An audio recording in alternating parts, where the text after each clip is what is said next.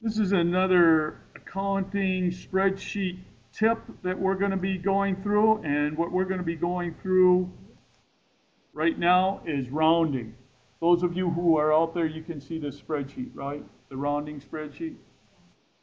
Okay, rounding to me is a very useful tool in that when you are taking numbers and you're calculating other numbers with them, one of the areas payroll, which we're going to do a spreadsheet on payroll, so I thought this was an appropriate time to put through the rounding tip, is you want hard numbers. You don't want the numbers going past 2 decimals or 3 decimals or something like that. So we can use the rounding function that will take any one of these numbers, and we will start with this $24.995. Let's say we want this just rounded to 2 places. Well, what do?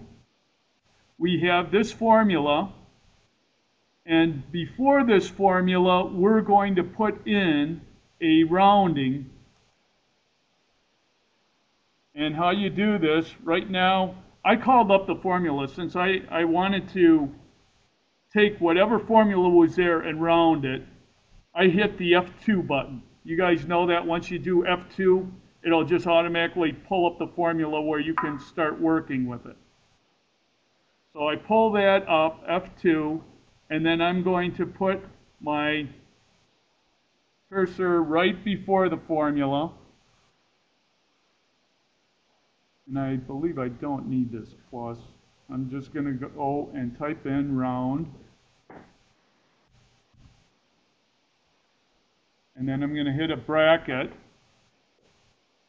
And now, after the formula, so it's still going to do whatever this formula says, but I'm going to put a comma, and I'm going to put a 2, which is saying I want it to round to 2 decimals.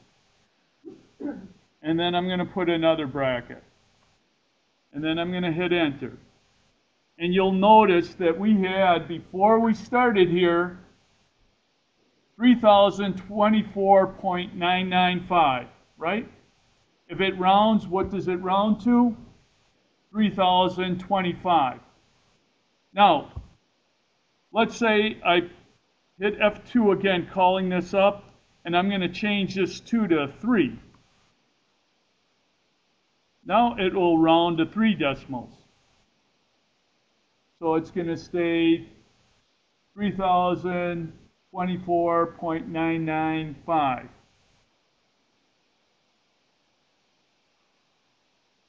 Let's say on this, I want to round, but I want to round to the nearest thousand.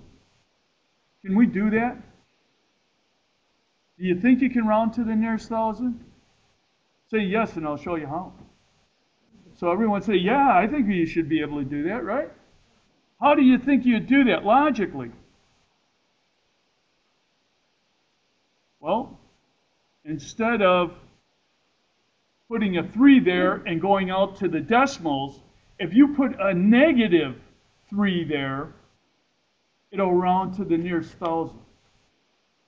So I'm going to just put a minus sign in front of that 3, which almost says round the other way. Don't round into the decimals, but round into going to 10 or the hundreds or the thousands. So now we go negative 3, and it rounds to the thousands. See how that works? If I put a negative 2, it'll round to the hundreds.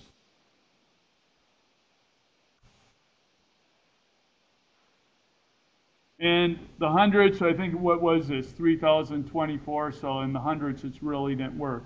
If we go negative 1, it'll get into the tens. So it's 3,020. That's why when we did the hundredth, it's just rounded to 20 straight off. Do you see how this rounding works? Depending, if I go negative, it'll round to the left of the decimal. If I go positive, it'll round to the right of the decimal point. Okay? If I just do a round to 0, it'll round right on the decimal point. So I'll just have the 25, 3,025, and that's it. Okay? Same thing, let's do this with a different number because these are a little better. I think they'll show you much better rounding. Again, we pull this up and type in round, a bracket, and then after the formula that we're calculating in this particular area, we put a comma, and if I put a 0, it's going to round right on the decimal.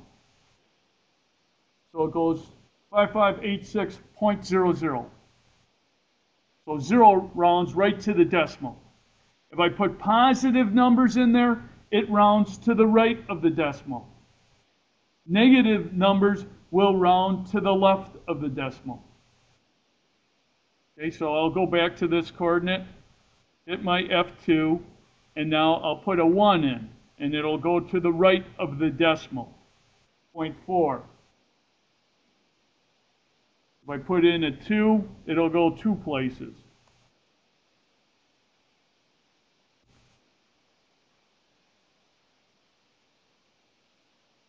Okay, now I'm going to change this 2 to a -2, and then we will see that this is going to round to the 100th.